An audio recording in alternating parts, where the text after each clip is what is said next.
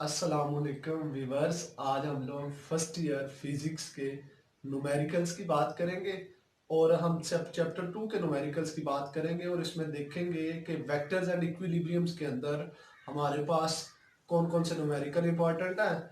मैं आपको जो है ना पहले चैप्टर्स के स्टूडेंट फॉर्मूला सारे लिखवा दूंगा, उसके बाद हम लोग उसका सोल्यूशन करेंगे इंशाल्लाह। लेकिन इससे पहले अगर आप लोग हमारे चैनल पे न्यू है तो ब्राइटेस्ट स्टार्स को कर ले सब्सक्राइब, बेल आइकन को कर ले प्रेस। तो स्टूडेंट सबसे पहले हम वेक्टर्स एंड इक्विलिब्रियम की बात करेंगे। इसमें जो फॉर्मूलाज हैं हमने अलहदा कर लिए।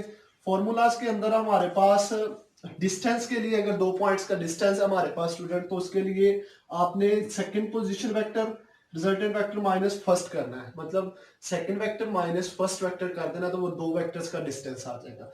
मैग्नीट्यूड की बात करेंगे, आपने ए किसी वेक्टर की मैग्नीट्यूड लेनी हो तो उसके जो कंपोनेंट होंगे उनका स्क्वायर ओवर अंडर रूट आ जाएगा ये हमारे पास। ठीक है जी। इसके बाद हमने ये फॉर्मूला पढ़ा कि डॉट प्रोडक्ट अगर दो वेक्टर्स का लेंगे, टू वेक्टर्स का अगर हम डॉट प्रोडक्ट लेंगे तो वो A dot B cross theta आ जाएगा, और जब उन्हीं वेक्टर का हम क्रॉस प्रोडक्ट लेंगे तो ए क्रॉस बी उन वेक्टर की मैग्नीट्यूड और साथ में साइन थीटा आ जाएगा। ठीक है स्टूडेंट। अगर हम लोग डायरेक्शन की बात करें, मतलब इस चैप्टर के अंदर जब हम लोग डायरेक्शन यूज निकालेंगे तो आपने क्या करना है, टेंजेंट इनवर्स लेना है और y component divided by x component आपने कर देना है। ठीक है। इक्विलिब्रियम्स की आपने शराइत पढ़ी, फर्स्ट जो स्टेट है उसकी वो कहती है कि sum of all forces is zero. ये आपने बात याद रखनी है। सम ऑफ ऑल टॉर्क्स जो होता है वो हमारे पास जीरो होता है, ये आपने बात याद रखनी है। और यूनिट वेक्टर के हवाले से A vector is equal to A vector over its magnitude. जी स्टूडेंट, तो हम 2.1 न्यूमेरिकल्स की बात कर रहे थे, तो इसमें हमारे पास स्टेटमेंट है, suppose the rectangular coordinate system a vector a has its tail at the point p into -2 or -3 and tips at q into 3 व 9। तो स्टूडेंट हमारे पास एक रेक्टेंगुलर कोऑर्डिनेट सिस्टम हमने लेना है, उसके अंदर हमने एक वेक्टर ले लेना है जिसका p पॉइंट हमारे पास -2 व -3 है और q पॉइंट जो है वो 3 व 9 है। ठीक है। हमसे पूछ कर है determine the distance between these two points. तो आपने इस पॉइंट और इस पॉइंट्स के दरमियान ये जो डिस्टेंस है r है वो हमने इसमें फाइंड करना है। ठीक है स्टूडेंट। तो ये जो फाइंड डिस्टेंस r जो है ये हम फाइंड करेंगे, तो उसके लिए हमारे पास गिवन है डेटा, ये जो p पॉइंट है उसको हमने r1 कर लिया, r1 में हमने -2 व -3 लिख लिया। स्टूडेंट ये बात आपको याद रहे, ये ऑर्डर पेयर के अंदर है हमारे पास। जब ऑर्डर पेयर के अंदर होता है तो उसकी फर्स्ट वैल्यू जो होती है वो x होती है और सेकंड वैल्यू हमारे पास y होती है। तो हमने ये रेक्टेंगुलर कोऑर्डिनेट सिस्टम के अंदर हमने पढ़ा था कि जो हमारे पास x पे होता है वो i यूनिट वेक्टर होता है, y पे जो होता है वो j यूनिट वेक्टर, और z होता है अगर ट्रिपल कोऑर्डिनेट सिस्टम होता है उसमें तो वो k हो जाना था जिसमें स्पेस एक्सिस होना था। तो चले अब हम लोग सेकंड को जब लिखते हैं इस ऑर्डर पेयर से इस फॉर्म में लिखेंगे, तो 3 के साथ i प्लस 9 के साथ j यूनिट वेक्टर कर लेंगे। हमने डिस्टेंस फाइंड करना है इसमें, तो डिस्टेंस हमने r फाइंड करना है इसमें। तो उसके लिए आपने फॉर्मूलाज लिख लिए। पहले आपने गिवन डेटा के बाद फॉर्मूला लिखना होता है। फॉर्मूला में r वेक्टर पहले निकालेंगे, वेक्टर्स का डिस्टेंस, वो डिस्टेंस क्या होगा, सेकंड माइनस फर्स्ट हम पीछे करके आए तो वो लिख दिया हमने। फिर उसके बाद हम इसकी मैग्नीट्यूड निकालेंगे। अब सॉल्यूशन की तरफ करते हैं। आर वेक्टर हमने निकालना है, r2 माइनस r1 करना है आपने। r1 जो है स्टूडेंट इसमें ये देखें हमारे पास r1 ये गिवन है, r1 की वैल्यू हमने इधर r2 की वैल्यू पहले रखनी है। r2 की वैल्यू 3 है, यो i प्लस 9j, तो 3i प्लस 9j, साथ में ये माइनस साइन, और अगर इसके बाद r1 लिखना है उसकी जगह पे आपने -2i -3j लिख देना है स्टूडेंट। ठीक है। तो आपने इसको इसे मल्टीप्लाई करना है, ये प्लस हो जाना है, जब इसने इससे मल्टीप्लाई होना तो ये भी प्लस हो जाना है।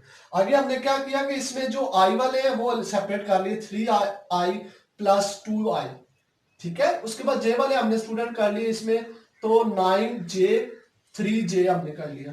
तो इसमें जब ये ऐड करेंगे स्टूडेंट हमारे पास क्या आ जाएगा, 5 प्लस 9 और 3 12j आ जाएगा। अच्छा, ये तो हमने ये वाला फॉर्मूला इस्तेमाल करके हमने इसका डिस्टेंस निकाल लिया, लेकिन डिस्टेंस की मॉड वैल्यू हमें चाहिए, तो हमने इसकी मॉड वैल्यू ले ली।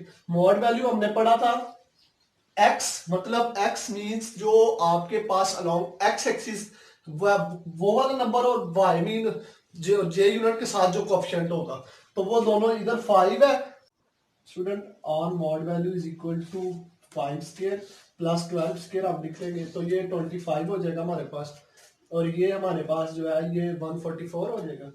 इस तरह से 169 हो जाएगा, अंडर रूट लेंगे तो 3 यूनिट वेक्टर आ जाएगा। ठीक है, अब नेक्स्ट 2.2 न्यूमेरिकल्स की तरफ चलते हैं। तो इसमें स्टेटमेंट है, a Cartesian corner of a room is selected as the origin of the rectangular coordinate system. कहता है कि आपके पास एक कार्टेशियन कोऑर्डिनेट सिस्टम है, रेक्टेंगुलर या कार्टेशियन कोऑर्डिनेट सिस्टम सेम ही बात होती है।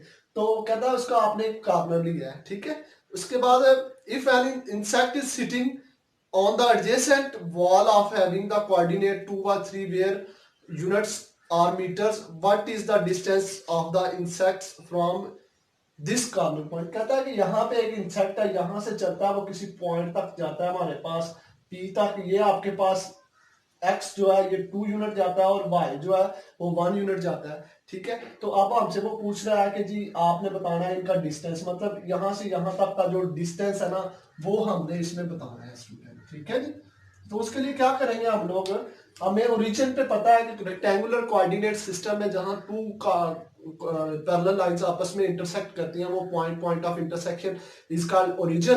जब ओरिजिन होता है तो वहां पे जो कोऑर्डिनेट्स होते हैं वो 0 व 0 होते हैं, और ये हमें गिवन दिया होगा। तो स्टूडेंट R1 हमने लिया ये वाला 0 व 0, 0i प्लस 0j, R2 लिया हमने 2i प्लस j, और डिस्टेंस हमने निकाल दी।